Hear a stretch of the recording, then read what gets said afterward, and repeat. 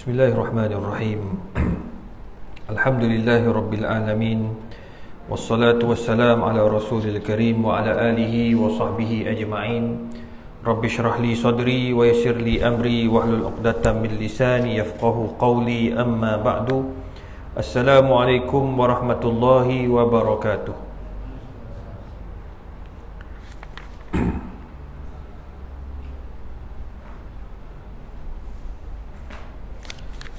InsyaAllah hari ini kita akan sambung perbincangan kita di dalam buku karangan Profesor Dr. Yusuf Al-Qaradawi yang bertajuk Halal dan Haram dalam Islam. Kita masih lagi membicarakan mengenai halal haram dalam hubungan sesama manusia. Jadi seperti mana yang kita jelaskan sebelum ini, walau bagaimanapun, seperti mana yang disebut, kita tak boleh bunuh orang, kita tak boleh, dia panggil qatlun nafs, kita tak boleh bunuh orang.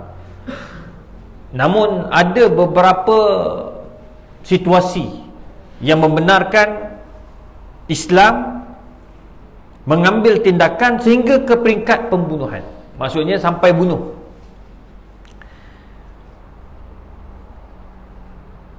Ini berdasarkan firman Allah Subhanahu wa taala dalam surah Al-An'am ayat 151, "Man qatala rajulan min ahli zimmah lam yajid rihal jannah." Maaf, Allah Taala sebut dalam surah Al-An'am ayat 151, "Wala taqtulun nafsal lati harramallah illa bil haqq." Haram bagi kamu membunuh nyawa seseorang kecuali dengan hak. وهذا الحق الذي ذكره القرآن أن يكون جزاء على جريمة من ثلاث. Ada tiga benda yang dibenarkan kita mengambil tindakan sampai ke peringkat bunuh. Pertama, al-qatlu zulman. Orang bunuh seseorang, hakim ada hak mengambil tindakan sampai kepada bunuh. Macam kita kat Malaysia, kalau bunuh, kita bunuh orang, kita akan dihukum gantung. Tu hukum gantung. Dalam Islam hukumannya pancung. Kat situ khilaf lah. Macam gantung dengan pancung ni apa beza dua tu? Kalau pancung ia laju, mati dengan cepat. Tapi kalau gantung ni azab sikit. Dekat situ khilaf sikit ulama. Tapi masalahnya kita kat Malaysia, kita tak ikut undang-undang Islam. Kita ikut undang-undang British. Jadi tak boleh nak cakap apa lah, kan? Nak buat undang-undang Islam ni dia bukan macam petik nak buat undang-undang Islam terus jadi, tak jadi. Banyak benda, proses yang kena lalui. Daripada dulu lagi saya cakap. Itu sebabnya benda-benda macam ni kita kena ada usaha nak buat, tetapi kena ada usaha juga untuk memastikan semua peringkat faham. Daripada peringkat undang-undang sivil, undang-undang syariah, lepas tu nak kena bawa pula ke negeri-negeri, ya. Jadi semua tu orang kata proses yang sangat detail. Jadi dia bukan boleh buat, okey kita nak buat hudud, hari ni buat hudud, tak boleh. Dia banyak proses dia kat Malaysia ni, sebab kita dah terikat dengan undang-undang yang sedia ada pada hari ini. Jadi adakah zalim hakim jatuhkan hukuman mati? Ada baru ni seorang hakim, dia cakap, dia kata, saya tak tahulah ustaz, sebab dia hakim kan, pernah jatuhkan berapa, bukan seorang, dia kata banyak dah kes yang dia jatuhkan hukuman mati. Jadi dia tanya, dia kata, adakah saya ni akan dipersoal depan Allah nanti bila kita dah jatuhkan hukuman mati, orang tu kena bunuh apa semua, matilah, di akhirat dia kena jumpa dengan orang-orang ni? Saya kata tak. Hakim tugas dia menjatuhkan hukuman bila dia tengok bila dia tengok bukti-bukti kukuh. Cukup bukti, kita dapati bahawa dia bersalah, kita jatuhkan hukuman. Kalau ada bukti ni kita buat, kita tak berdosa dah. La yukallifullahu nafsan illa wus'aha. Bahkan Allah suruh i'dilu huwa aqrabu littaqwa. Bahkan jadi orang takwa pula kita ni, sebab kita jadi adil pada orang yang dizalimi. Contoh, dia bunuh orang, masuk dalam mahkamah, kita tengok pembuktian kukuh, kita pun jatuh hukuman mati juga, sebab dia membunuh orang. Bunuh, lawannya bunuh. Jadi sekurang-kurangnya dia tidak menzalimi pihak yang dizalimi. So dia berlaku adil. Jadi orang bertakwa. So saya kata tidak ada masalah. Jadi orang yang bunuh orang dengan sengaja, wajaba alaihi alqisas nafsan binafsin. Sebab Quran pun sebut walakum fil qisasi hayat. Daripada qisas itu, qisas ni bunuh lawan dia bunuh. Potong hidung lawan dia potong hidung. Potong telinga lawan dia potong telinga. Hanya hakim yang boleh tentu, bukannya orang Putrajaya. Oh, kawan kita kena potong tangan, potong telinga, kita potong telinga dia. Ini bukan geng gangster punya geng. Ya, kawan kita putus jari, kita putuskan jari dia pula. Kan ada kes kan. Kawan dia bergaduh kat mana Kuala Lumpur, patah putus jari, putus tangan. Dia pergi jumpa orang yang pukul putus jari tu dekat putus tangan tu dekat Kelang, dia potong pula tangan orang tu. Itu tak boleh. Itu tak dibenarkan. Itu dia panggil undang-undang hutan. Tak boleh. Dia mesti serah kepada hakim yang akan tentukan.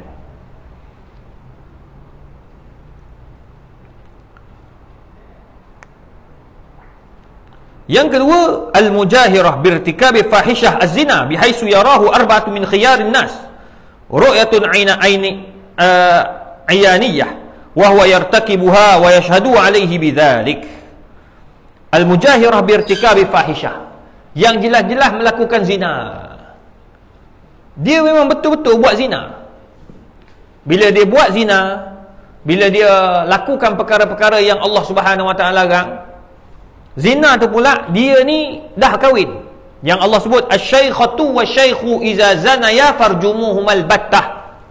Ayat tu. Orang perempuan yang tua, orang perempuan yang dah kahwin berzina. Lelaki yang dah kahwin berzina, farjumuhumal battah, maka rejamlah mereka sampai mati. Ayat ni jangan cari tak jumpa. Ayat ni dah dimansuhkan, tidak ada secara bacaan tapi hukumnya kekal. Dia panggil mansukhu tilawatan ma'al baqa'il hukum. Bacaannya dah tak ada dalam Quran, tetapi hukumnya ada. Ini dia panggil dalam ulumul Quran bidang ni. Jadi hakim boleh jatuhkan hukuman apa? Rejam. Rejam ni dia masukkan badan separuh dan akan dibaling batu pada dia. Batu ni pula batu, memang batu lah, bukan telur, tak. Baling, saya pernah hadir satu rejam ni masa tu zaman belajar. Dia rejam tu, kali pertama rejam bulu kening cabut dah, kemek dah kepala sini ni. Kali pertama ni dia baling, bukan baling macam main gitu, tak. Dia baling sekuat-kuat ni. Batu pula, batu yang berkerutut tu. Kena kali pertama tu, seru. Ni masuk ke dalam, yang sebelah ni masuk ke dalam, terkoyak ni. Kali pertama, Allahu Akbar. So, saya pula duduk depan masa tu.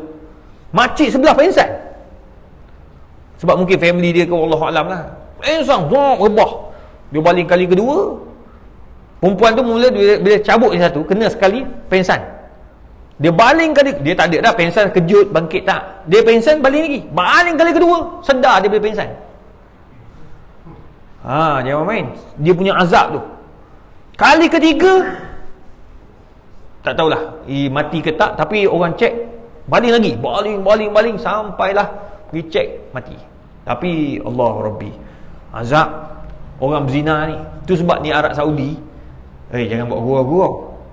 Tak ada orang berani nak merogoh-rogoh tepi-tepi ni. Kalau dapat pun dia rogoh, dia lari gitu, hilang, dia buang dekat padang pasir. Sana ada kes rogoh, tapi susahlah nak jumpa sebab dia orang takut.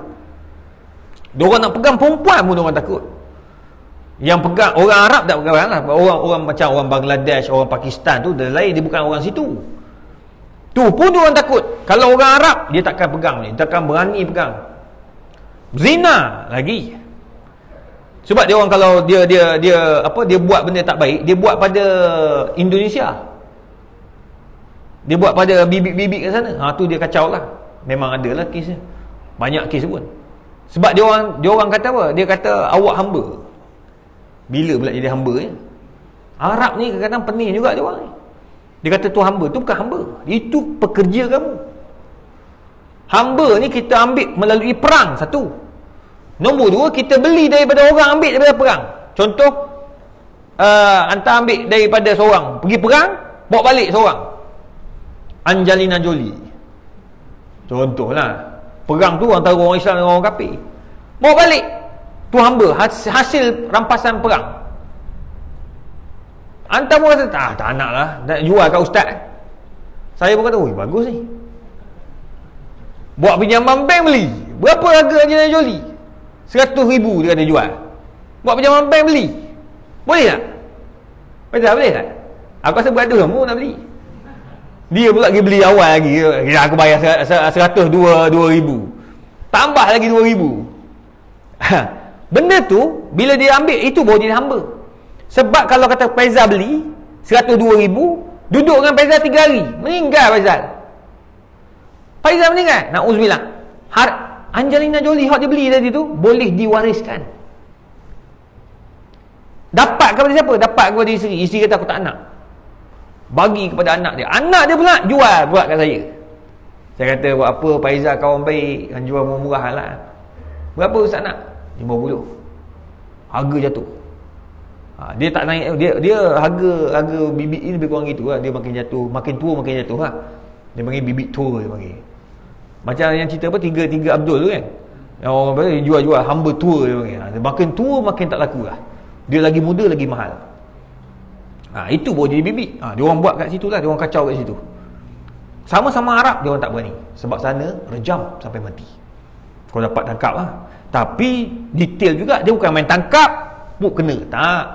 Sebut sini, bihaisu yarahu arba'atan min khiyarin nas. Dapat 4 orang lelaki tengok.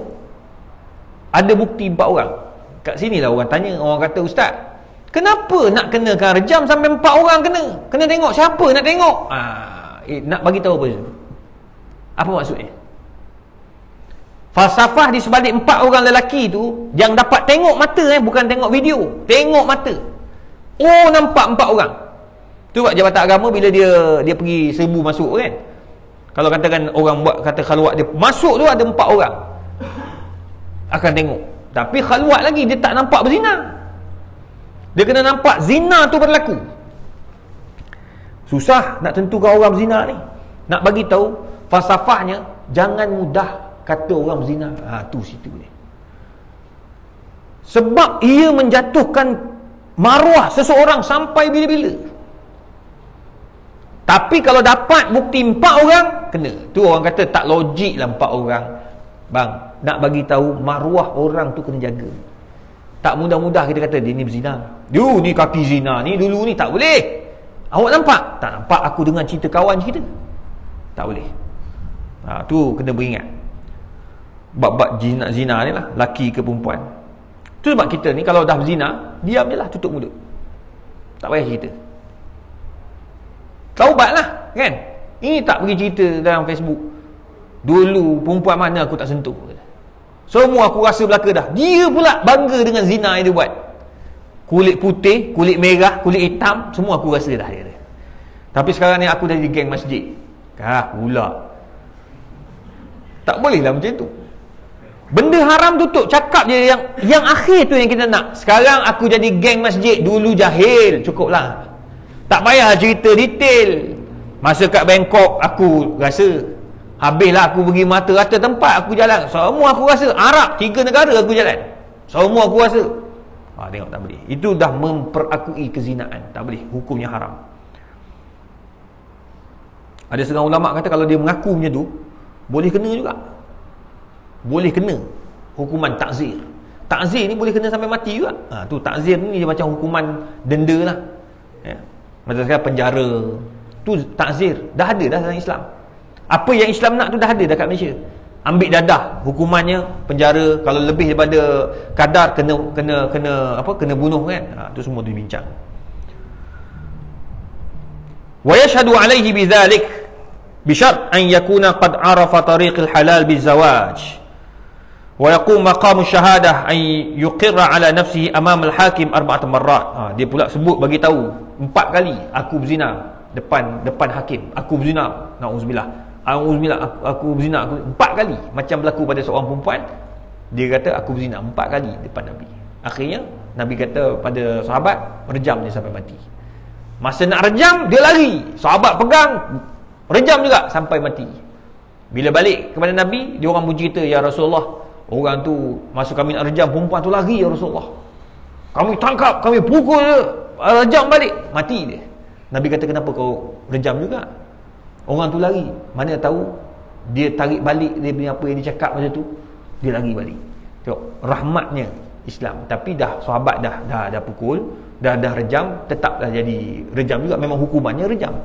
Tapi di masa tu Nabi punyalah sayangnya pada orang untuk bertaubat. Yang ketiga ni berat. Kita boleh hukum bunuh pada orang ni. Hakim boleh jatuhkan hukuman bunuh. Siapa? Al-khuruj ala dinil Islam. Orang yang murtad ba'da dukhul fi, selepas dia masuk Islam. Dia masuk Islam, dia keluar Islam, itu tak boleh. Wal mujahirah bihadzal khuruj tahdilan li jama'atil Islam. Kenapa kita kena hukuman mati pada murtad? Ada orang kata bagilah dia peluang untuk taubat. Memang Islam bagi. Dia panggil waktul istitabah. Berapa lama? Kalau dulu zaman Nabi 3 hari. Zaman sekarang ni ulama bincang, boleh tak kita lambatkan, lewatkan, panjangkan sikit sebab zaman fitnah kan. Nak bagi orang faham balik Islam tu. Ada dia ikut pada hakim. Berapa lama boleh bagi dia waktu istitabah? Jakim dia ada waktu istitabah. Ada kan geng-geng yang yang buat benda yang syirik, percaya kepada manusia lebih daripada Allah Ta'ala. Kalau ikutkan hukum, dia murtad.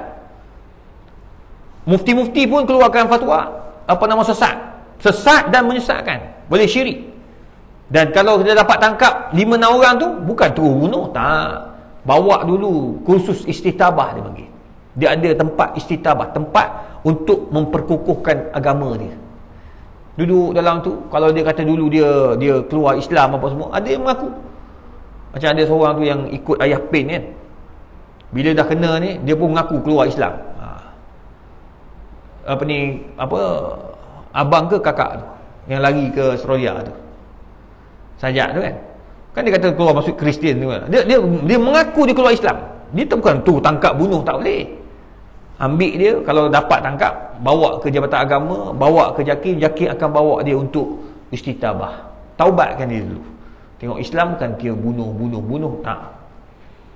Kalau tengok dalam Facebook, memanglah habis macam-macam orang cakap bagi hukum kat dia. Rejam lah. Sebelum rejam kita sebat dulu 100 kali. Buat ikut dia je undang-undang dia. Saya kadang baca dia orang netizen punya komen ni kan. Oh, macam-macam. Kita kena sebat dia 100 kali. Lepas tu rejam, lepas rejam sula pula. Habis ni campur adukkan agama Islam. Undang-undang Islam dengan undang-undang mana saya pun tak tahu sula ni. Ni sula ni ada zaman siapa tahu? Zaman jahiliah. Ammar bin Yasir punya mak kena sula daripada bawah dengan besi, mati, syahidah. Allah. Itu yang Ammar bin Yasir masa orang Quraisy nak kenakan dia tu, nak jatuhkan nak azabkan dia pun mengucap, dia bagi tahu, dia kata aku tak Islam kan. Aku ikut apa yang kamu nak. Tapi bila jumpa Nabi kata iman kamu sebenarnya kukuh. Kamu tak murtad. Kamu mempunyai iman yang kuat, tapi kamu sanggup mempertahankan nyawa kamu demi untuk dakwah. Kalaulah Ammar bin Yasir biarkan sampai dia kena bunuh itu, orang tak tahu cerita apa yang berlaku kepada mak dia. Nampak tak?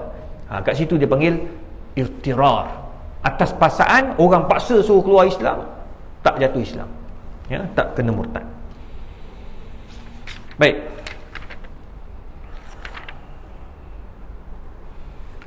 Seterusnya hukum membunuh diri. Apa hukum membunuh diri ni tuan-tuan? Bunuh diri ni nampak bau-bau ni nampak agak-agak serius juga. Sebab masa PKP kan, ramai, tiap-tiap hari ada je dua orang sampaikan pengarah KKM, ketua pengarah KKM maklum, dalam keadaan kita duk memperjuangkan lawan COVID tu, satu hari 2 kes bunuh diri. Tak kisahlah sama ada non-Muslim atau Muslim. Non-Muslim tak apalah, bukan dia tak tahu hukum. Kita orang Islam ni, yang bunuh tu orang Islam, dia bunuh diri dia. kita tidak boleh bunuh diri kita. Sebab nyawa kita, anggota tubuh badan kita adalah milik Allah dan amanah Allah, suruh Allah jaga. Allah suruh kita jaga, bukannya suruh kita rosakkan.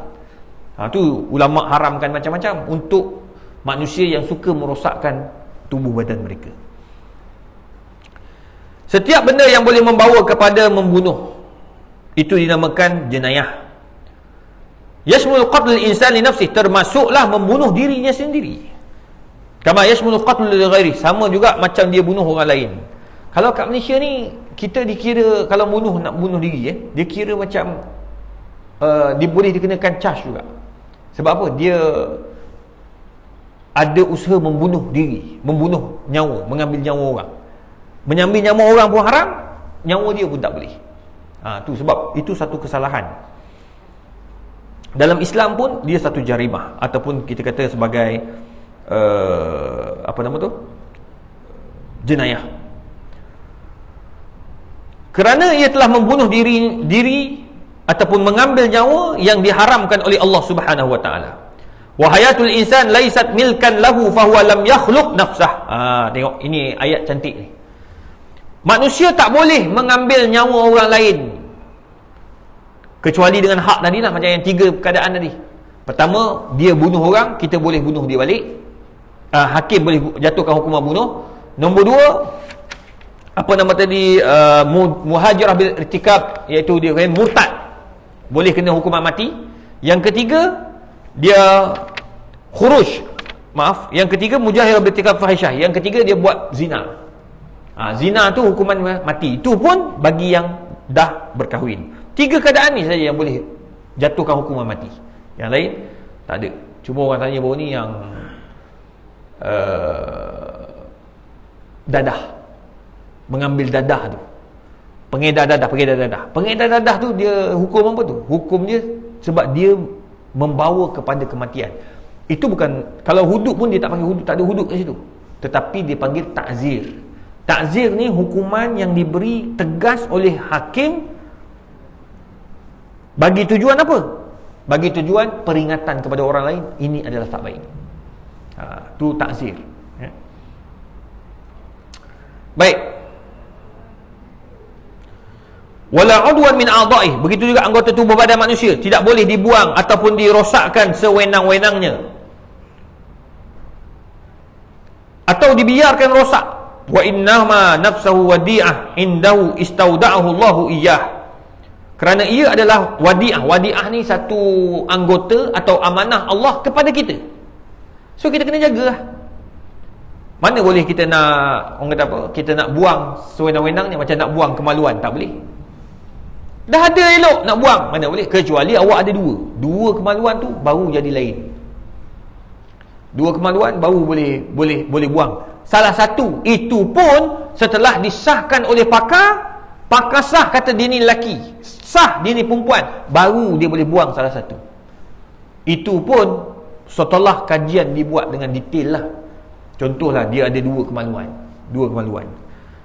Bila ada 2 kemaluan, masa lahir tengok ada 2 kemaluan, ni panggil khunsa muskil. Ada masalah muskil ni. Dia kalau khunsa wadih lagi jelas. Ni sekarang ni khunsa muskil, tak tahu laki ke perempuan ni.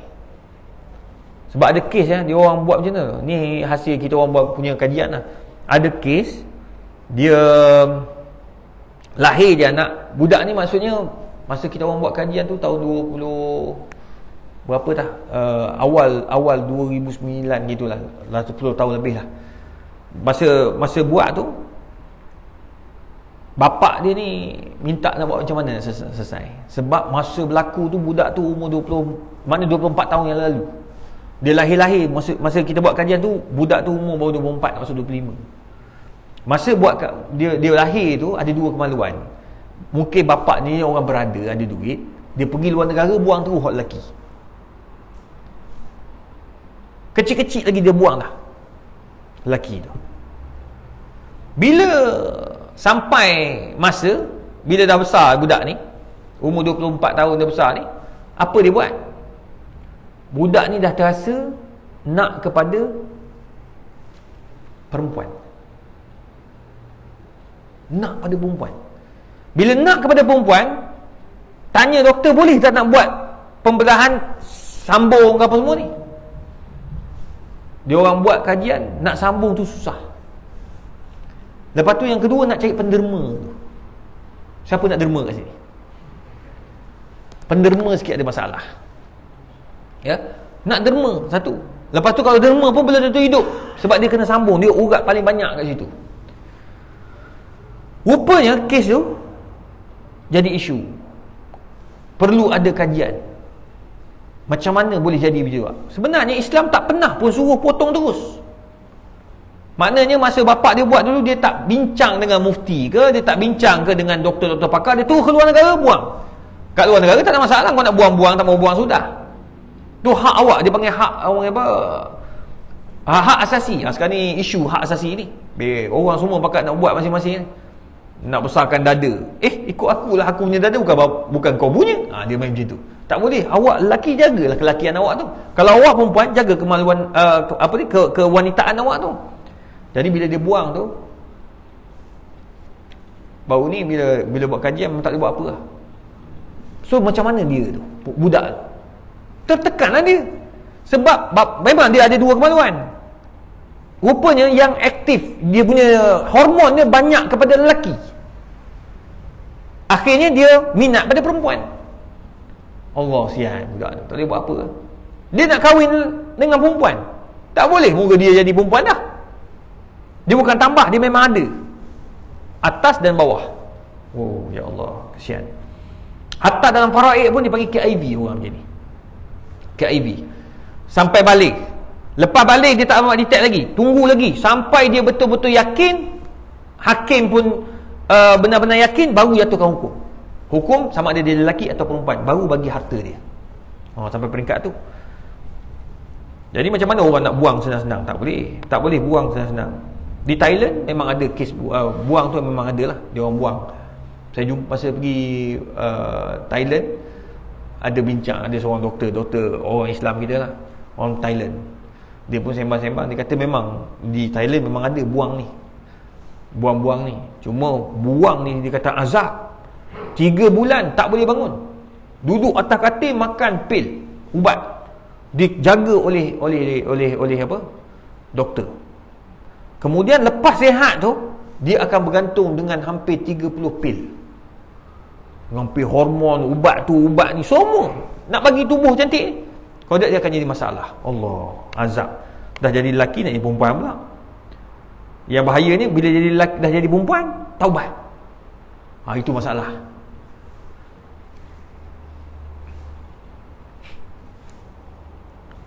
Baru ni saya dekat pavilion, lepas pergi mesyuarat tu, on the way nak pergi bilik air, nak pergi semayang tingkat berapa, saya tak ingat lah.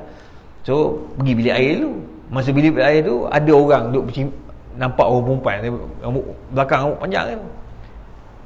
Dia nak masuk bilik air sebelah sana, perempuan tak bagi.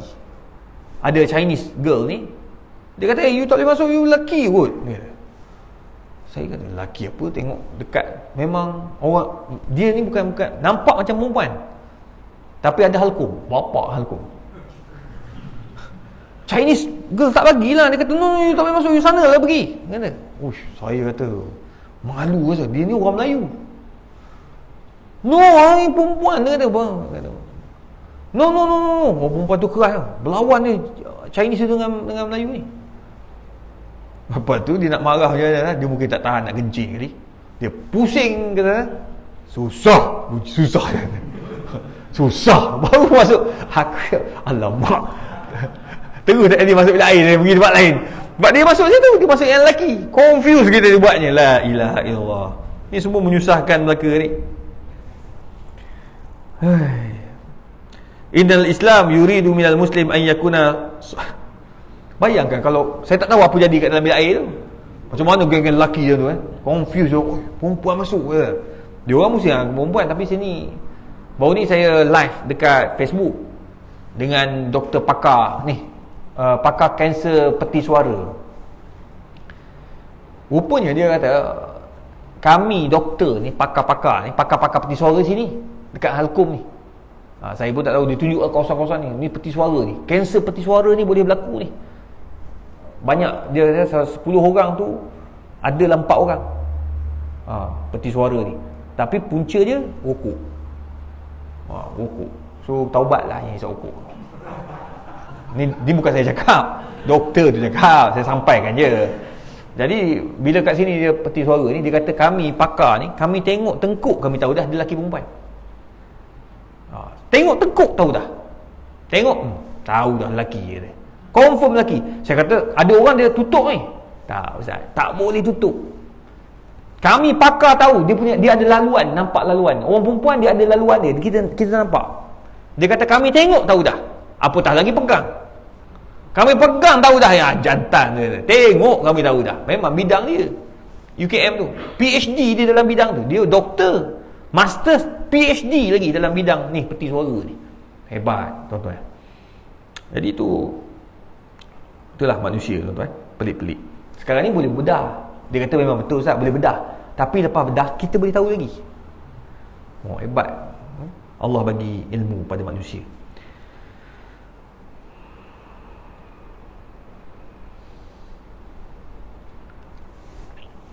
Innal Islam yuridu minal muslim an yakuna salbul aud al-quwa al-izzah min muwajahati syada'id wa lam yubih lahu bihalin an yafirra minal hayah.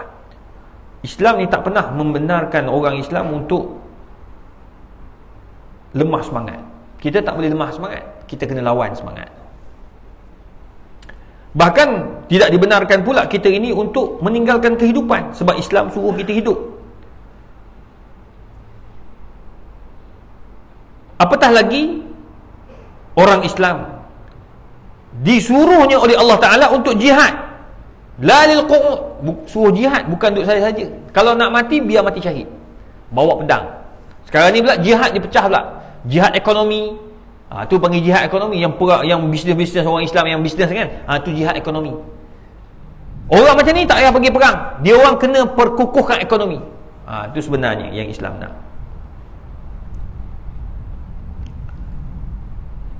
Fa'innal mu'min khuliqa lil jihad la lil qu'ud wa lil kuffa wa lil kifah la lil firar. Disuruh dia pertahankan Islam, bukannya untuk lari daripada peperangan. Wa imanuhu wa khuliqa bi abyan alaihi an yufira min midanil hayah. Apatah lagi untuk melari daripada kehidupan yang sebenar. Oleh sebab itu Nabi SAW melarang umat manusia atau orang Islam yang bunuh diri untuk masuk dalam syurga Allah Subhanahu wa taala. Orang yang bunuh diri takkan masuk dalam syurga Allah, na'udzubillah. Bahkan azabnya sangat pedih.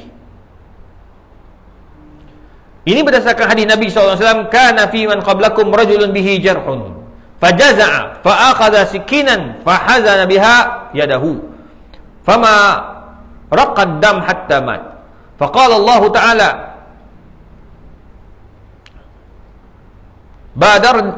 badarni abdi binafsih faharramtu alaihi al-jannah. Seorang hamba Allah ni, sahabat ni, dia perang. Bila perang, luka. Sebab terlalu sakitnya, maka dia tikam badan dia, tubuh dia. Dia tikam diri dia sehingga mati. Darah yang keluar banyak. Faqala Allah Ta'ala, maka Allah Ta'ala pun sebut dalam hadis kudusi, badarani abdi binafsih. Seorang hamba itu telah bersegera bertemu dengan aku, iaitu dengan membunuh diri. Faharramtu alaihil jannah, maka aku haramkan ke atasnya syurga. Allah. Dalam riwayat yang lain, orang yang mati disebabkan bunuh diri ni tuan-tuan, fahuwa fi nari jahannam, akan duduk dalam neraka jahannam, yataradda fiha khalidan mukhallidan fiha abada, dan dia akan kekal abadi di dalam neraka tersebut. Allah Rabbi, ini bunuh diri. Tu jangan adalah nak bagi kawan-kawan kita bunuh diri. Yang putus asa bunuh diri lah bang. Jangan buat gurau benda tu. Ada orang dia gurau bunuh sungguh kawan tu.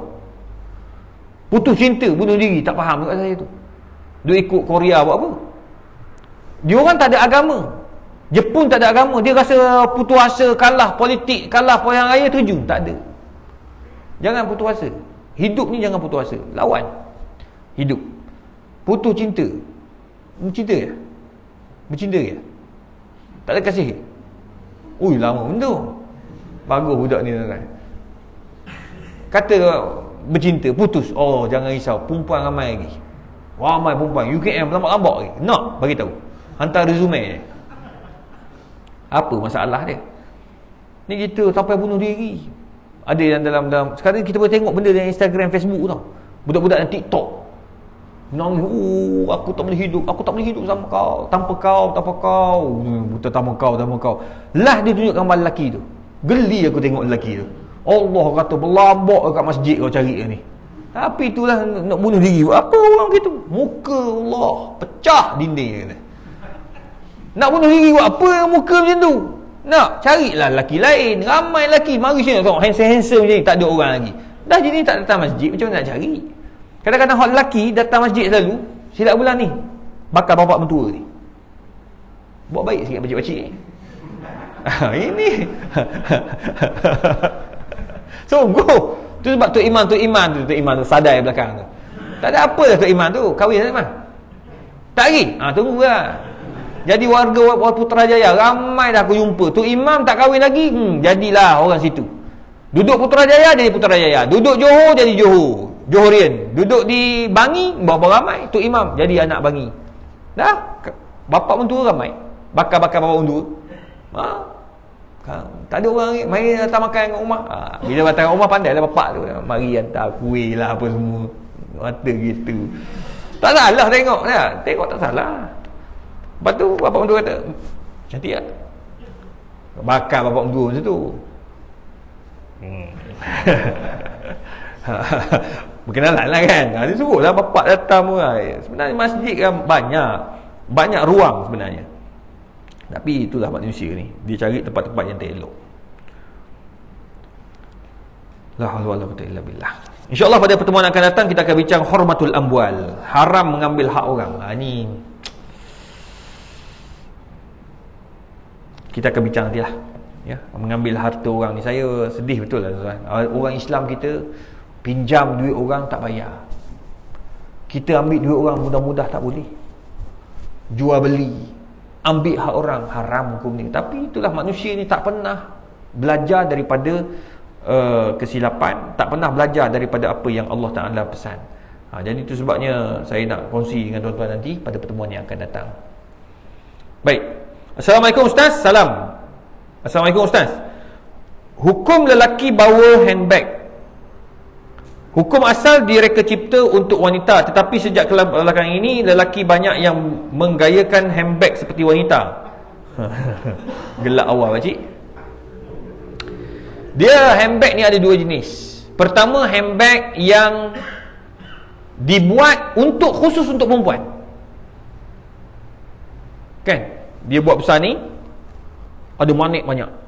Memang orang perempuan pergi untuk makan malam, dia pakai hot tu. Tu memang tak boleh lah bang. Man tashabbaha biqaumin fahuwa minhu. Itu memang perhiasan wanita, jadi tak boleh pakai. Tapi kalau dia buat memang untuk unisex, laki boleh, perempuan boleh. Macam briefcase, dia pakai untuk laki dan juga perempuan, maka itu dibenarkan, tak ada masalah. Tu tengok pada keadaan, tengok pada situasi. Handbag macam mana pula. Baru ni ada mega sale, dia tunjuk beg besar tu. Saya pegang, ini perempuan punya. Ini unisex Ustaz. Laki boleh pakai, perempuan boleh pakai. Ini bukan saja laptop boleh letak, baby kecil boleh masuk dalam tu. Memang besar sungguh. Orang kata, apa yang orang buat? Kita orang lelaki mana nak bawa? Paling pun cukup masuk laptop jalan. Orang perempuan dia boleh bawa besar-besar. Confuse dia. Tadi pun masuk mesyuarat ni, dia bawa bapak. Saya tanya, benda tu? Tak ada apa, ada lah beg kecil dia, lepas tu ada iPad kecil besar dia. Orang perempuan ni suka benda gitu. Kalau ada anak, best lah. Okey lah, buka-buka botol susu, pam susu, semua ada tu. Kita buat apa je? Bos jadah pun banyak lagi kosong tu. Assalamualaikum Prof. Apa hukum menyertai larian yang dikenakan bayaran? Sekiranya berjaya habiskan larian sejauh yang ditetapkan seperti 21 km, akan diberi ganjaran seperti medal hadiah dan sijil. Jika gagal habiskan larian, maka tidak dapatlah medal, baju dan lain-lain. Apa hukum acara ini ya Ustaz? Kerana ada yang berjaya dan ada yang tak berjaya habiskan larian itu. Kalau katakanlah dia ada dua, tolong kena tengok kat sini. Masuk pertandingan tu kena bayar. Bayar tu bukan bayar pertandingan untuk beli hadiah, iaitu bayar kos pengurusan. Nak bayar sewa kawasan, nak bayar polis untuk jaga jalan, nak jaga tu, nak bayar tu, bayar ni. Dia panggil bayar pengurusan, kos pengurusan. Dia panggil yuran lah. Itu tak apa. Dan pihak pengurusan tu dia akan guna duit yang ada, maksudnya guna duit apa? Duit-duit yang berbaki daripada pengurusan tu untuk beli hadiah. Itu tak apa. Dan kalau kita bayar, ni bayar duit apa ni? Ni bayar memang untuk beli hadiah. Kalau you berjaya, you tak berjaya, tak dapat. Tu tak boleh. Sebab memang akad awal, akad dia tu adalah akad bayar untuk dapat hadiah. Itu judi.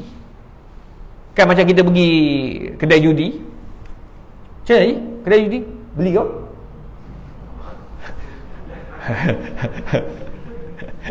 Raja. Tak pernah Ustaz, tak pernah try kata. Masuk kedai judi, dia beli. Memang dia beli apa tu? Dia beli nombor. Tak, dia beli nombor. Jadi nombor tu dia buat apa? Dia beli memang niat untuk menang nombor tu. Memang haram lah. Tapi kalau kita masuk festival tu, kita bayar tu kos pengurusan. Dia panggil kos apa?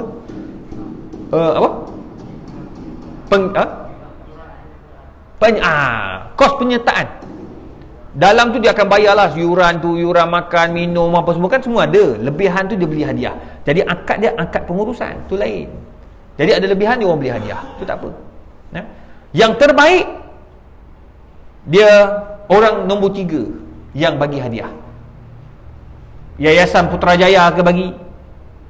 Dia orang lain yang bagi hadiah, itu dibenarkan. Itu lebih aula. Itu yang terbaik lah. Yang kedua tadi, yang pertama tadi bayar pengurusan, yang kedua jenis dia bayar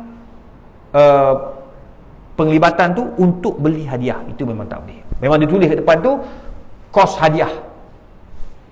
Dia tulis hadiah kos 100,000 hadiah nak bagi. Jadi semua orang yang masuk tu mesti kena bayar kos hadiah ni. Itu memang haram lah, tak dibenarkan. Assalamualaikum Ustaz, maaf mengganggu, saya nak tanya. Tak mengganggu. Assalamualaikum Ustaz, maaf ganggu.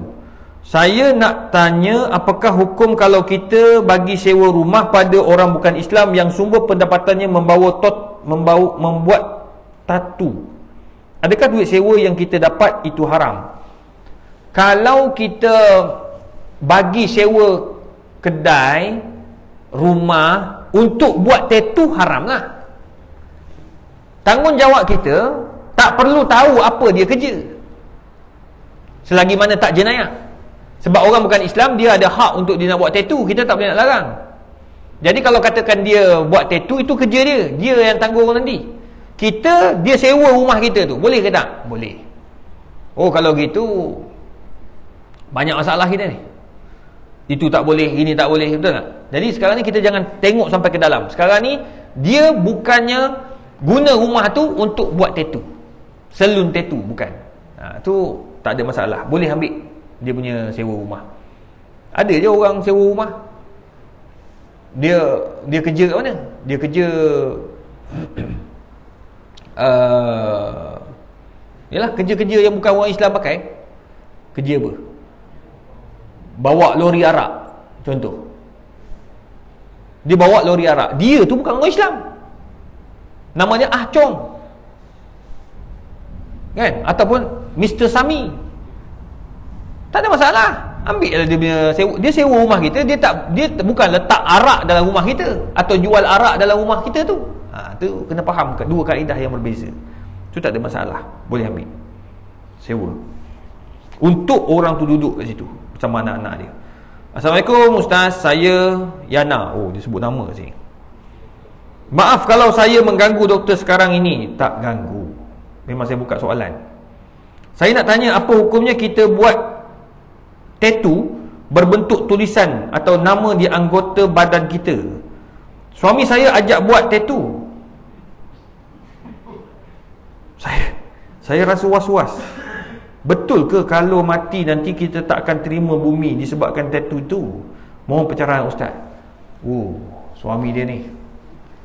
Saya nasihatkan Puan Yana, ajaklah suami datang masjid. Ni surau tak pergi jadi macam ni. Suruh suami isteri buat tattoo. Tattoo ada dua jenis. Pertama, tattoo kekal. Tattoo kekal yang cocok pada kulit ni, dia buat tu tak hilang sampai bila-bila. Kecuali tuan-tuan buat pembedahan kosmetik. Itu haram. Memang Nabi sebut la'anallahu al-washimah wal mustawshimah. Laknat orang buat tattoo ni. Yang kedua, tattoo tipu. Tattoo tipu ni dia beli apa? Pelekat-pelekat dia letak kat sini, dia bubuh melekat. Nampaklah macam tattoo. Tapi bila mandi bubuh sabun hilang. Itu boleh untuk nampak ganas malam Jumaat. Tak ada masalah lah. Sekali-sekala kan dia nak buat terbiat gitu, dia bubuh lah gambar apa, ulas sawa gitu, ulas pedung gitu. Tak ada. Nampak ganas gitu. Tak. Orang perempuan pula dia bubuhnya rose dekat bahagian dada dia. Nanti kan mandi wajib dia sental habis lah. Tu tak ada masalah. Setakat boleh gambar je lah. Itu dibenarkan sebab dia hanya sementara. Tapi yang kekal hukumnya haram. Sekali Puan Yana ni, kalau suami ajak buat yang kekal memang haram lah, tak dibenarkan dalam Islam. Dan Puan Yana tidak boleh taat walaupun suami suruh. Sebab Nabi sebut la ta'ata fi maksiatil khaliq. Tidak boleh taat pada suami yang mengajak kepada buat maksiat. Cuma dia sebut sini, dia kata kalau mati tak diterima di bumi ni, ini saya tak pasti. Tak terima bumi. So kalau tak bumi jadi apa? Pontianak? Tak. Ni semua tu tak ada kaitan. Bumi tetap terima. Ni kita tanam dia tetap ada kat bawah tu. Tak ada dia keluar balik ke, ya, jadi hantu pocong ke. Kita terlalu banyak sangat khurafat. Tapi jangan tak percaya pula. Semalam kawan saya dia pergi Penang. Pukul 3 pagi WhatsApp, Tolong nak baca apa? Tak ada baca lah. Pagi tadi juga dia keluar dari hotel tu. Lampu tung tang buka. Lepas tu tengah-tengah bau dia tutup muka dia, bunyi air pula. Bila air dekat Penang. Bunyi air kuat. Dia buka tu, dia pergi nak tutup air tu. Sampai kat pintu, tutup semua lampu. Tak ada lampu pula lah. Dia main-main betul. Masa tu laptop dia kata memang duduk dekat atas bantal kat sebelah. Dia lagi seorang kan, suami tak ikut. Bantal memang letak kat tepi. Yang bestnya dia buka lampu belakang ni, cari laptop dia cabut. Dia nak cabut awal tu, tapi laptop ambil dengan handbag dia turun bawah. Cari laptop tak jumpa. Punya cari mana pergi. Rupanya elok-elok dia bawa masuk laptop tu dah dimasukkan dalam zip, letak dalam handbag siap-siap. Dia confused, siapa yang masukkan dalam handbag tu. Terus dia cabut lari. Tak ada apa lah. Memang rupanya orang yang kat situ reception bagi tahu memang banyak kes. Sebab PKP kan, manusia tak duduk, setan duduk. Itu sebabnya kena semayang lah kita ni, jagalah.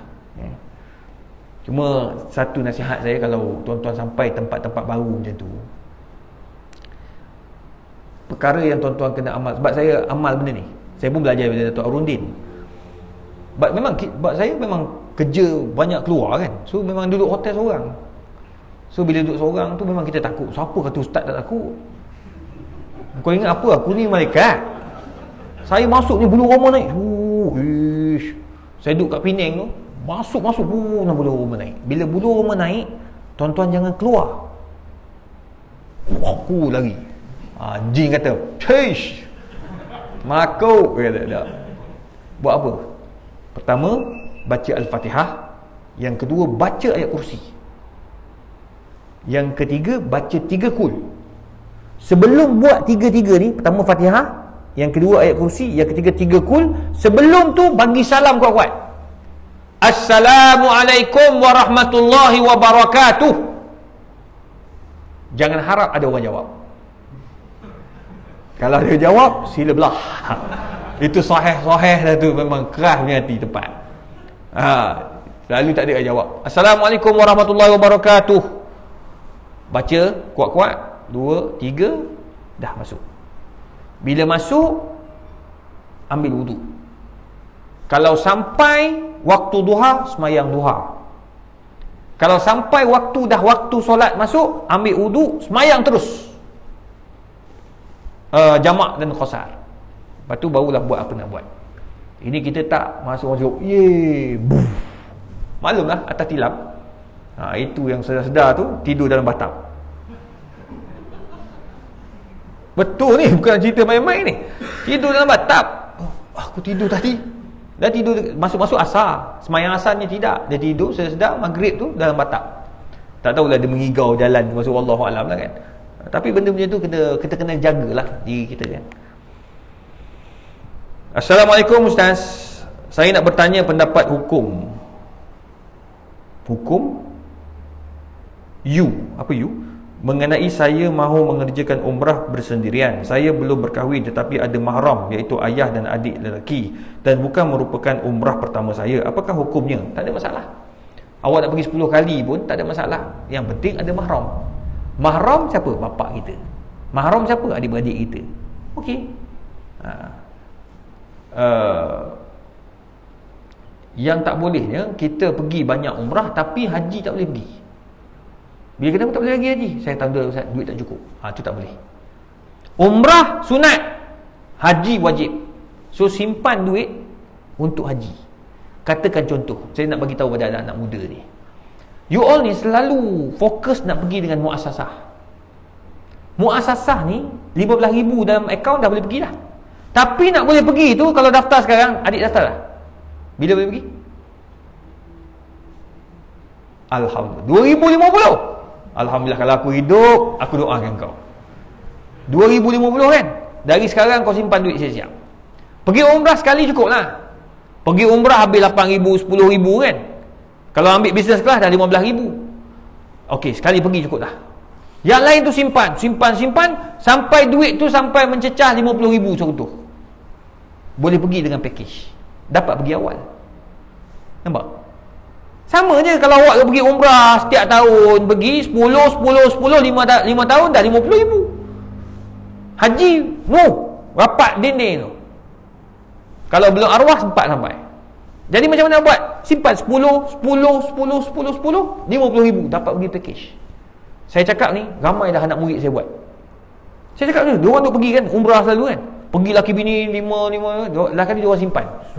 Dia tak pergi tahun ni, simpan 5 tahun. Isteri pun 5 tahun, dapat 50,000 seorang. Pergi package baru ni 38,000 sebelum PKP. Alhamdulillah dapat. Umur kedua-dua mereka 33 tahun. Package. Tak ada masalah. Daripada kita duk habiskan duit untuk umrah, baik kita simpan untuk pergi haji. Haji tu wajib. Bila pergi haji dapat buat umrah banyak kali. Nampak? Tu cara ni lah. Orang kata manage your account. Ya. Wallahu alam, cukup lah tu. Ya, musim-musim Covid. Ada satu lagi ni, ada soalan masuk. Ni buat orang dalam ni kan, so kena jawab lah. Hukum lelaki atau perempuan yang cuma ada perhubungan sebagai teman dalam korongan rakan menelefon untuk membangunkan atau menyedarkan salah seorang waktu pagi. Apa benda kau ni?